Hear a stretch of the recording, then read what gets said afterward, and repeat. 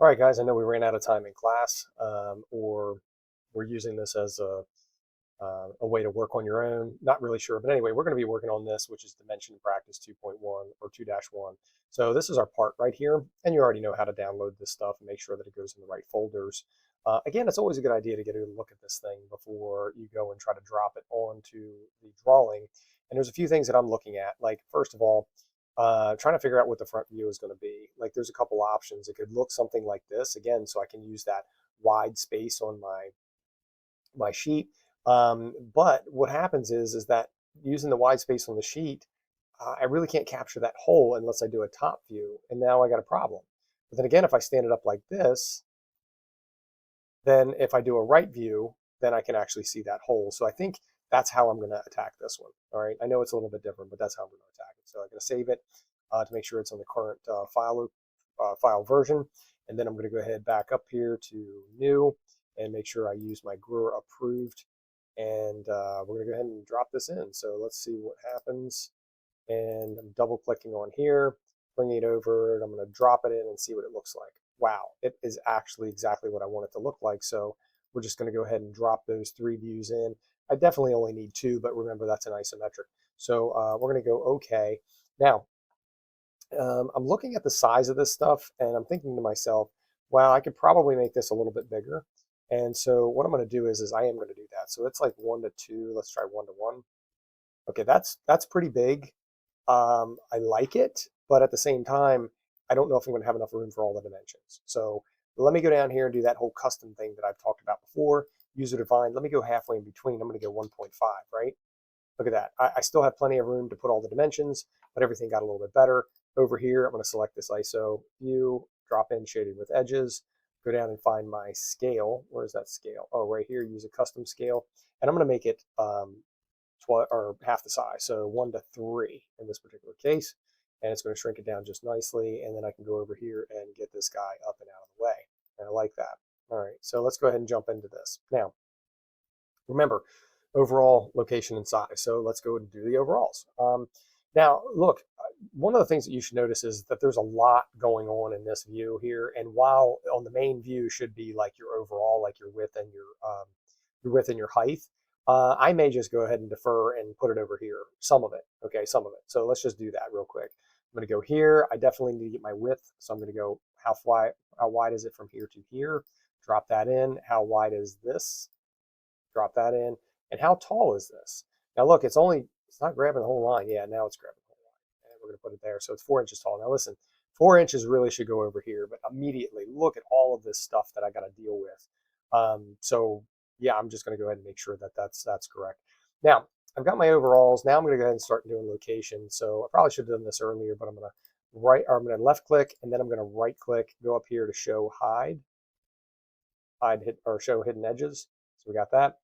And then looks like they already got my center mark in here, so I'm happy about that. Oh, there is a hidden line that's missing, but look, it looks like it's going to actually line up with that. So I could select this. Oops, back out of that. Select this and show hidden edges. And yeah, you can see them in here. We should probably have those hidden edges. So we're going to put those hidden edges in there. Can't dimension to them, but at least you can kind of get a reference for what happens when you turn it. Now, last thing we're going to do is over here to annotation. We're going to go center line, and I'm going to go here to here. Drops that center line in the part. Really should be there.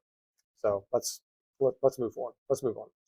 All right. So like I said before, I like to go left to right on my screen while giving locations of things. Okay, so left to right on my screen for locations. So let's see what that looks like. I'm gonna go ahead and get rid of this and smart dimension. And so I want to know from here to here how far that is, and I'm going to drop that in. And I'm going to know, look, again, I don't know what the design intent is on this part, so I don't know what this is going to be used for. Is the width more important than the location?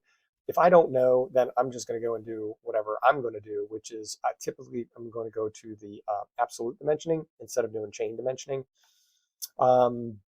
So yeah, there's that. I mean, like I said, I don't know what we're going to be using this part for, but I think I'm just going to go ahead and go from here over to this edge and drop that in, and it looks nice and clean. So I have 1, 2, 3. Now, what else do I need to know? Oh, how am I going to dimension this? Well, honestly, if I give you the point how far it is over this way and how far up, then I'll know all the things that I need to know about that, unless the angle is really the important thing. So again, coordinates or angles, really, if you don't know the design intent, just make sure you don't overdimension by providing both points and the angle, because then you're not going to need that. So anyway, let's get back to it. So here I need to go from this edge to this part, okay? And I'm going to bring that over and probably drop it in right here.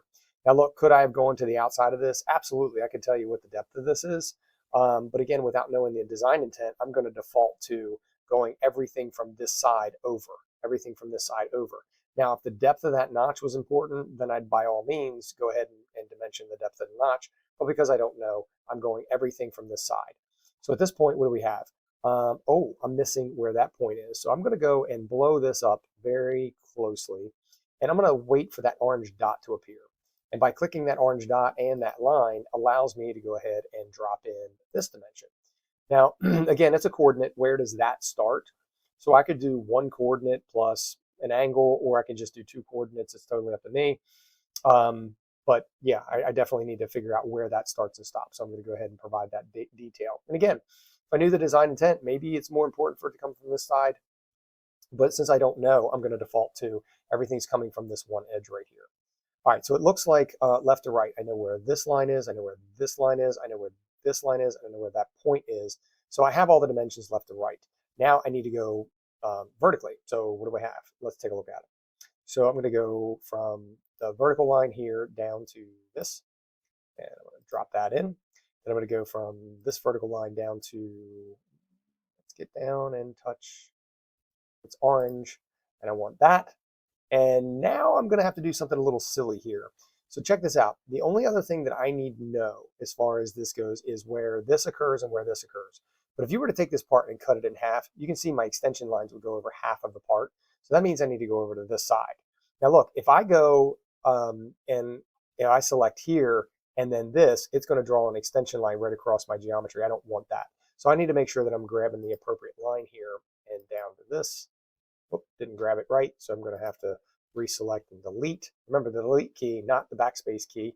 Smart dimension again. I'm going to go from here to here. Okay, and I'm going to put that out there. Then I'm going to go back to this top edge, down to this line, drop that in. And now I got to do this here. Oh, no, I don't, because I already got that 1 inch, which goes about halfway across, so that's good.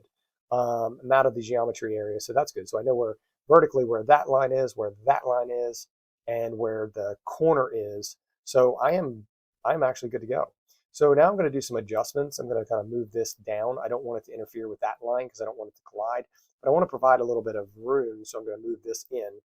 Okay, so just trying to tighten it up without making the compactness difficult to understand. I'm going to go over here. And we got that. That looks like it's a little crowded, so we're going to move that over. This looks a hair crowded, so we're going to move that down. And yeah, I know where that point is located, and I know where that point is located, and I know where this is. Yeah, so I know where horizontally, or x-axis and y-axis, where all of my lines are located. Okay.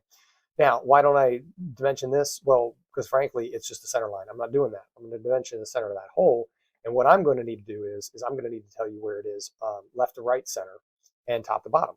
Now, any of these lines do I need to dimension? Absolutely not. First of all, this is where you dimension this stuff because that's where material is missing. And I've already dimensioned it. Putting dimensions on stuff over here is just ridiculous with the exception of that hole. So now let's go ahead and do that. We're still on smart dimension, so I'm going to go from left to right. Right here to the circle. And if my circle is not highlighting, I'm going to blow it up and make sure that thing is highlighting and drop that in. And that's the center of my hole. I'm pretty much done with that. Now I need to go from the top down. So now I'm going to do vertically to the hole and select that. Bam, I'm done. Now I'm going to get out of smart dimension. We'll take a look at this real quick. This is pretty jumbled. Does the 0.5 go to here or there? Yeah, that's not nice. Okay, so here's what we're going to do. We're going to play around with this a little bit. I am going to delete this dimension, and then I'm going to re-add that dimension from this side. Now, why am I doing that? Does it really matter? Well, it does and it doesn't. Okay, here's the deal. There's only one feature to measure, so I'm going from one side or the other. So I'm not bouncing back and forth, like, hey, I dimension things from this side over and then this side over. It's only one thing. So by moving it to this side, it actually, realistically, it helps with um, the clean, how do I clean it up and make it look nice. Okay. Now the 0.5 is not encroaching on the 0.75 dimension lines. Bam, it just looks a lot cleaner. Okay. It's as simple as that. All of this, nothing's running into each other. I got plenty of room over here for other items. So yeah, it looks good. I know what my overall is. I know where everything is located. The sizes, okay? And we talk about size. So what about the size of this notch? Well, that's a great question. But remember, we gave you the size by locating it, okay? By locating these edges, we inherently gave you the size. Like, so it's 1.75 minus 0.75, so it's basically 1 inch wide and 1 inch deep. So you already know the size. So we can omit that, right? Because we already have the locations. So yeah, there's that. Now, the dimensions, remember when we are doing sizes and it is a hole, we're going to use the hole callout tool. So hole callout tool, we're going to blow this guy up and select that, and it's going to give us all the information that we need. Now look, I'm bringing this over here. We're probably going to have to do some adjustments. So I'm going to drop it in, okay, and I'm going to get out of that dimension. And now I may do a few things. I may move this over to give us a little bit more room. And then what I may do is select the dimension text. And maybe what I do is I just hit enter. Oops, that did not look the way I wanted to. So we're going to back that up. That's the model diameter. And maybe I go here and hit that. So all I'm trying to do is just stack this. And that way, by stacking it, I can kind of clean it up and give more room to things. And then just as a reminder, guys, like if you see these weird stray blue lines, the best way, shouldn't be like this, but the best way I found to fix it is right click on the sheet format, edit the sheet format. Now go over here and click, I'm done editing, and look, it goes away. Okay, simple as that.